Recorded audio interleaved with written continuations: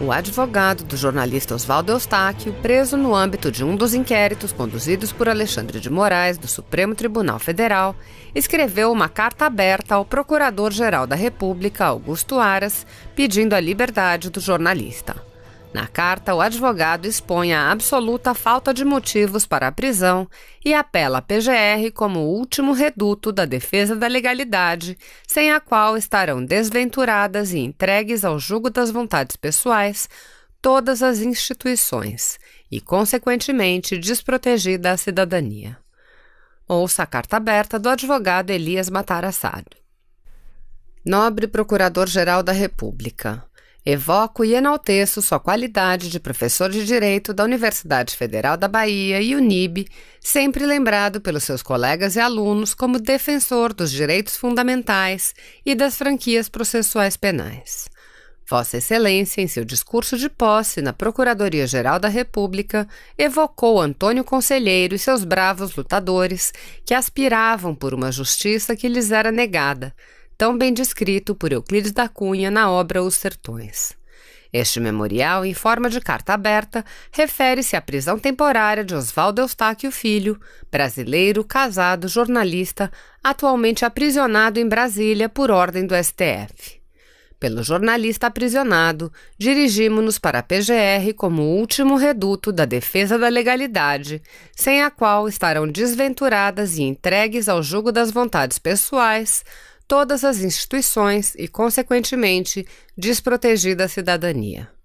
Conforme se pode constatar do mandado de prisão cumprido, expedido pelo notável ministro relator Alexandre de Moraes, tratou-se de prisão temporária por 5 dias, nos termos da Lei 7.960 de 89. Pelo artigo 1º da mesma lei, caberá a prisão temporária, 1. Quando imprescindível para as investigações do inquérito policial. 2. Quando o indiciado não tiver residência fixa ou não fornecer elementos necessários ao esclarecimento de sua identidade. 3. Quando houver fundadas razões, de acordo com qualquer prova admitida na legislação penal, de autoria ou participação do indiciado nos seguintes crimes. Elenco de crimes da mesma lei nas alíneas. Com o Instituto da Prisão Temporária de cunho altamente utilitário e não encerra um fim nele próprio, prisão pela prisão, o mandado deixou de consignar qual a finalidade da medida e quais diligências a autoridade policial deveria providenciar com relação à pessoa do jornalista aprisionado. Apesar de a defesa apenas ontem ter tido a oportunidade de acessar os sigilosos indícios, entre aspas, que poderiam ter assoalhado a prisão e a possível acusação em construção, nada encontrou além de equívocos com relação a endereços que derivaram da suposição de fuga, já esclarecidos por documentos juntados aos autos. Da análise, ao menos do conteúdo disponibilizado para esta defesa, não se tem em perspectiva técnica a prática de quaisquer dos gravíssimos delitos previstos na Lei 7.960 de 89 ou outra draconiana a ela equiparável. Quando se fala em possível societas criminis, seria referente aos crimes descritos na mesma lei e à prática exclusivamente daqueles delitos gravíssimos nela previstos. Não é, felizmente, o caso da investigação sob exame. Os jornalistas têm como arsenal em suas ações humanas a palavra verbal ou escrita. Delitos com uso da palavra, de regra, estão tipificados nos artigos 138, 139 e 140, quando muito no artigo 147 do Código Penal. Nenhum com caráter de hediondo na acepção de nosso direito. Aliás, exigem iniciativas das partes ofendidas, entre mais pressupostos de procedibilidade. Com o respeito devido e na compreensão do delicado momento brasileiro, não se pode afirmar precipitadamente que um jornalista profissional, com carteira e vínculos legais nacionais e internacionais de exercício de jornalismo, pudesse estar em curso na Lei de Segurança Nacional. Contrariamente, sua prisão gera insegurança nacional em todos os meios de comunicação e seus profissionais, lideranças, meios parlamentares e em redes sociais, como se todos estivessem na iminência de serem aprisionados sem nenhuma cautela ou causa estritamente prevista em lei. Podemos até mesmo discordar de pessoas, suas posições ou da prática candente de jornalismo opinativo, como fazem diuturnamente apresentadores de jornais policiais, vez por outra até ofendendo magistrados, membros do Ministério Público, advogados e policiais, e nem por isso são aprisionados. De quando em vez, sofrem sanções civis, indenizatórias, tutelas inibitórias, etc. Mas daí a levá-los ao calabouço exige melhor reflexão e ponderação. Não se pode tolher liberdades de forma sumária, fora dos casos excepcionalíssimos. Mesmo assim, na linha do artigo 316 do Código de Processo Penal, quando se vislumbrar que deixaram de existir razões, a prisão deve ser imediatamente revogada. Importantíssimo ressaltar nesta quadra histórica que, se no meio jurídico com tantas divergências se discute tecnicamente os limites da liberdade de expressão em nossa democracia, é certo afirmar que, para cidadãos comuns, não versados em ciências jurídicas, pode haver errada compreensão dessas linhas tênues entre conceito técnico de liberdade e invasão dos lindes das leis penais. Os eventuais delitos em perspectiva de investigação exigem dolo específico para a corporificação, com minudentes individualizações de condutas. Ações humanas impetuosas e precipitadas indicam, quando muito, condutas culposas. Isso será dilucidado em eventual ação penal futura ante juiz competente, mas sinaliza a resposta em liberdade como regra, além da desnecessidade de prisão temporária.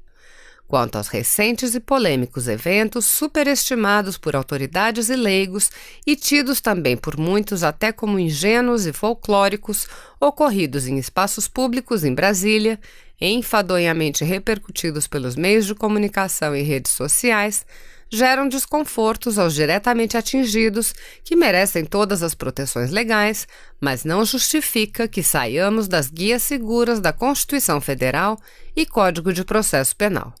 Não se registrou em momento algum quebras de hierarquias nos quartéis ou instabilidades em nossas Forças Armadas que cumprem exatamente com suas missões institucionais. Das redes sociais e veiculações de falsidades, o parlamento brasileiro está projetando lei, mas aprisionar pessoas desnecessariamente é uma tragédia sistêmica e não apenas pessoal e familiar do aprisionado. Enfim, apesar do pedido de revogação da prisão temporária formulado ao STF com toda a documentação provando que o jornalista Oswaldo preenche as condições objetivas e subjetivas para responder em liberdade, fazendo ver da desnecessidade da prisão temporária, a prisão foi prorrogada por mais 5 dias, sem análise do pedido defensivo de cessação. O nobre ministro menciona em seu respeitável despacho que a prorrogação tem concordância da Procuradoria-Geral da República. Registra-se que, na peça defensiva, argumentamos que a prisão temporária partiu da assodada premissa de que o peticionário teria qualificação em domicílios ignorados e que estaria em terras fronteiriças. Na realidade, se bem investigado foi, é público e notório que se trata de jornalista com carreira na capital do estado do Paraná e no litoral paranaense. Trabalhou nos mais importantes veículos de comunicação do Paraná. Basta consultar buscadores da internet, e a investigação deveria ter constatado. Nos 2 últimos anos, com sua esposa jornalista e com seus filhos pequenos, mudou o domicílio e área de trabalho jornalísticos para Brasília, endereços declinados na peça defensiva e amplamente documentados. Possui fortes laços familiares com a região fronteiriça onde estava e sempre a frequentou. Falecida mãe era paraguaia, possui tios, primos, entre mais parentes no Paraguai e Mato Grosso do Sul, e isso pode ser observado nas redes sociais do peticionário, que inclusive estava fazendo matéria sobre o comércio aberto no Paraguai nestes tempos de pandemia. Assim, fez sua última postagem no Instagram. Tivesse fugindo, teria tornado público? Para o remate, nunca foi indiciado, intimado a depor e nem de qualquer outra forma chamado. Não estava tentando fugir pelo simples fato de não ter qualquer mandado de prisão contemporâneo ou algo similar proibitivo do seu direito de locomoção e livre exercício profissional. Em verdade, o receio de Oswaldo para exercitar seu direito à intimidade em não tornar público seu endereço era de proteger sua própria família de militantes políticos contrários, jamais para se ocultar de autoridades como se supôs no pedido de prisão. Desta forma, por este memorial em forma de carta, pelas limitações do resguardo social e na impossibilidade de entregar pessoalmente para Vossa Excelência, solicita o subscritor que a douta Procuradoria-Geral da República, de tão caras e honradas tradições, examine o pleito defensivo de liberdade do jornalista e opine urgentemente, ainda que em sede de plantão do STF, que seja revogada ou suspensa a ordem de prisão temporária, ainda que com obrigação ou cautela de se apresentar quando convocado pelas autoridades, como sempre esteve ao dispor, pela desnecessidade ou pela cessação da causa ensejadora da prisão. Com o parecer da PGR, analisando o pedido defensivo já anexado aos autos no STF, por certo, o notável ministro relator prolatará despacho liberatório. É o memorial ao douto Procurador-Geral da República.